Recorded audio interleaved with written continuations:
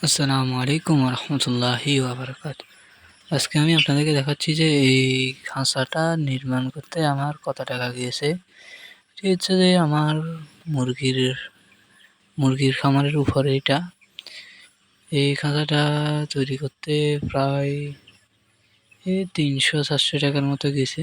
এখানে কিছু নাই, শুধু ওই আশেপাশে জালি গিরাটা দিয়েছি, আর কিছু তো সবগুলা ঘরের জিনিস বাঁশ গাছ দিয়ে বানাইছি। এখানে আমার মুরগিগুলার উপরে এটা আর কি, বেশি খরচ নাই। আপনারা যদি মুরগির উপরে করতে চান করতে পারেন।